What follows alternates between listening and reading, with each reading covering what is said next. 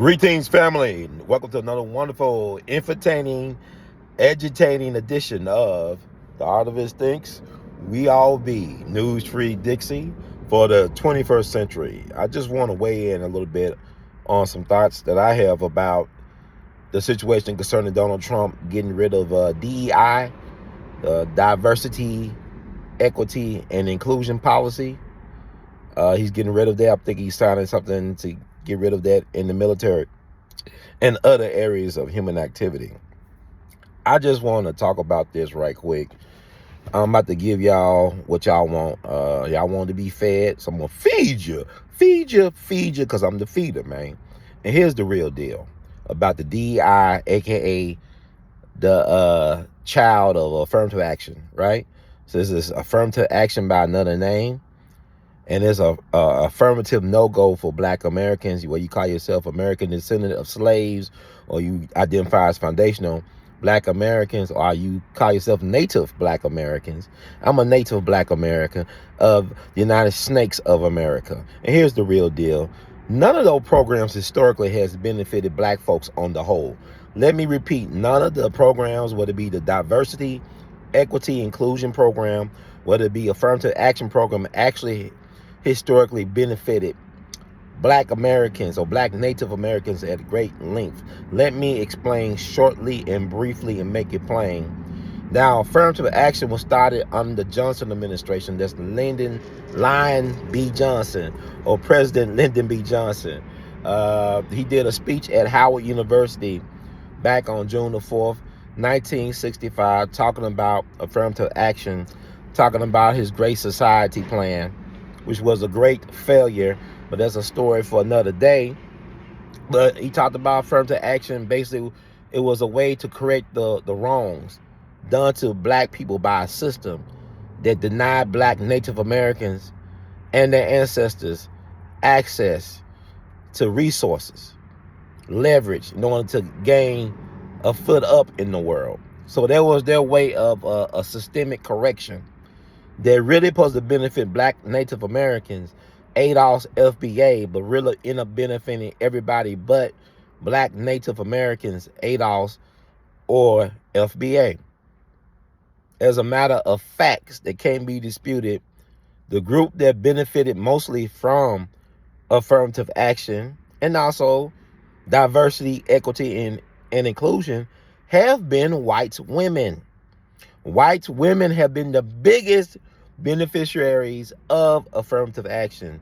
Not Black women, not Black men, not Black Native men, not Black Native women of this land, but white women. And I don't even consider white women minorities, but they are classified as minorities, but they're part of the majority rule, right? They're white.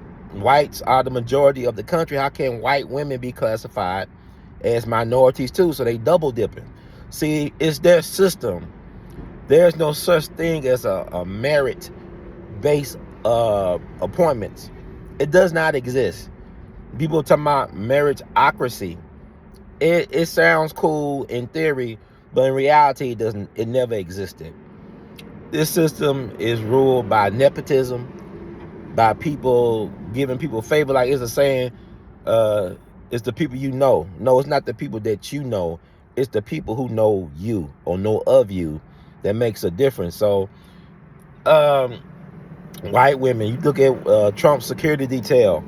We got shot in the face or in the ear or whatever in Pennsylvania this summer. He had a whole bunch of people that were white females in his security detail. The person over the Secret Service at the time was a white woman.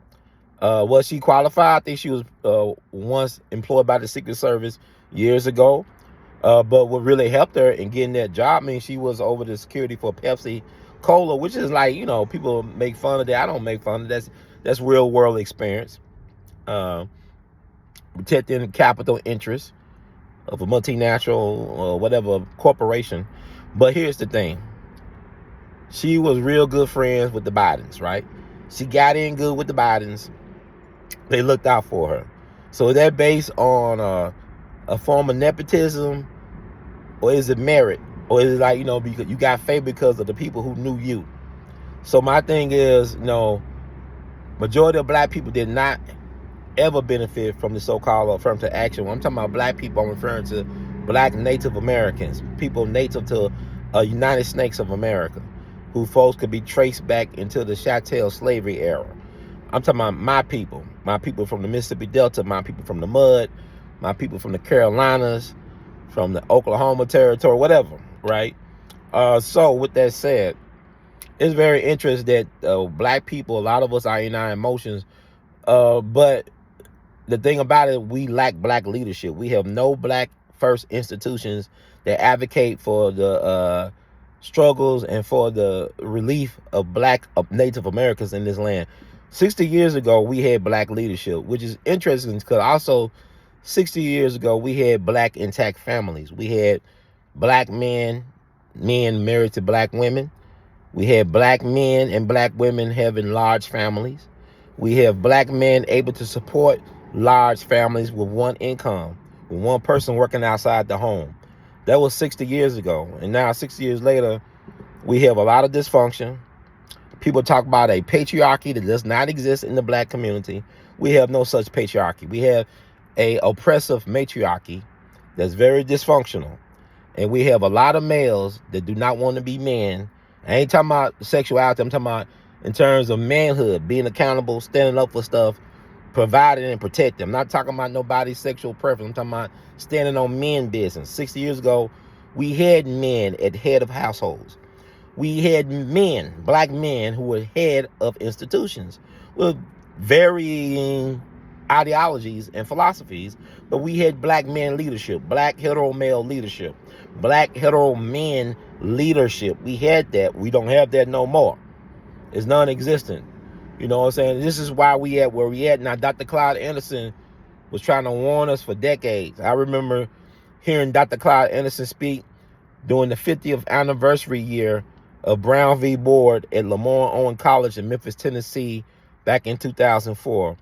What crazy was that symposium was organized by my dear Jegna, the late great Judge D. Army Bailey, who's a civil rights legend in his own right and a brilliant legal mind. One of the major corporate backers found out when he enlisted the services of Dr. Clyde Anderson to be the keynote, they pulled out of the sponsorship. They lost a lot of money by having Dr. Clyde Anderson as the keynote. And Dr. Clyde Anderson was notified of this, from my understanding.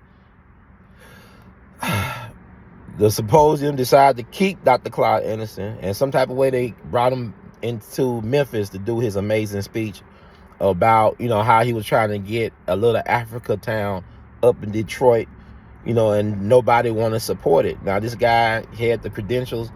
Dr. Clyde Anderson worked at the federal levels of government. I believe he worked for the Carter administration. I mean, he was well versed in how things got down or got done in government, in bureaucracies. Very well versed in that. And the fact that, you know, when black people try to do something in the system, and even when we're successful in organizing and implementing said things, you got systemic pushback. You look at all the Black Wall Streets, everything. I'll end it on this. This year will be the 70th anniversary of the Montgomery bus boycott, which lasted for 381 straight days. Black Native Americans refused to ride the bus, which crippled the economy of Montgomery, Alabama, the first Confederacy capital of the South during the American Civil War.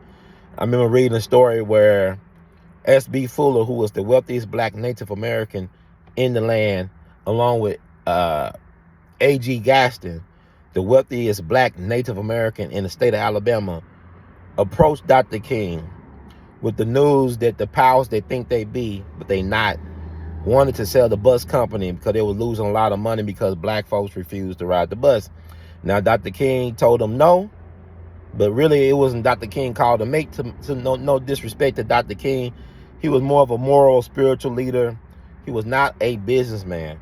But years later, during his last speech in Memphis, Tennessee at Mason Temple, Dr. King talked about the importance of supporting black businesses, the importance of investing in black insurance companies, black banks, why go eat at a restaurant, or why support companies that don't support black jobs? They'll take your black money, but they won't give you black jobs. So he talked about boycotting Wonder Bread and Coca-Cola and all these things. So he was talking about getting back into the community, but he also realized, like great Harry Belafonte talked about how Dr. King said we integrated into a burning house, that we lost our way. So he said, let us be like firemen and try to put the fire out. But before he could begin to turn on the water from the hydrant, they shot him in the face, April 4th, 68.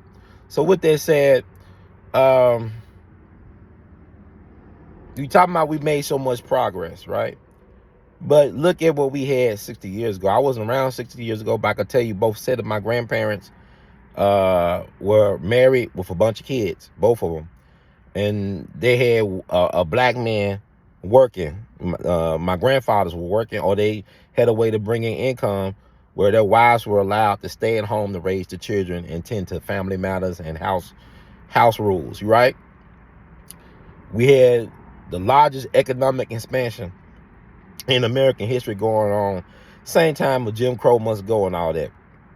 So I always tell people, you had black boys dropping out, black teenagers dropping out of Manassas High School in North Memphis, but they were able to walk across the street and get employed at the Firestone, work there probably 30 to 40 plus years, raise a family, wife stay at home, take care of home, raise the kids, have enough money to send their kids to college, then still retire with a pension. Now, those days are long gone. You think about, were they really that bad? And that's another podcast for another day. But here my thing is, what's really bad is when people lost their way morally, because that's your foundation.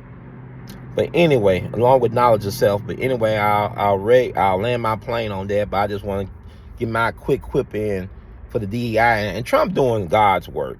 Trump was put in that space and place and time, the Trump geist as we living through, to do God's work. Like some people say, well, Trump is a distraction.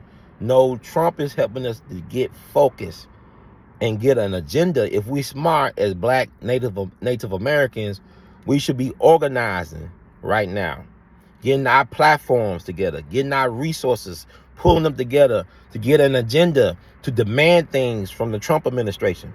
Make him live up to being the most black-friendly president since Lincoln. Make him live it up. We need strong leadership and advocates and things in place to make that happen. And I want to be part of the solution. So the best is yet to come. Keep on producing and pushing. And in the words of great Duke Ellington, we love you madly.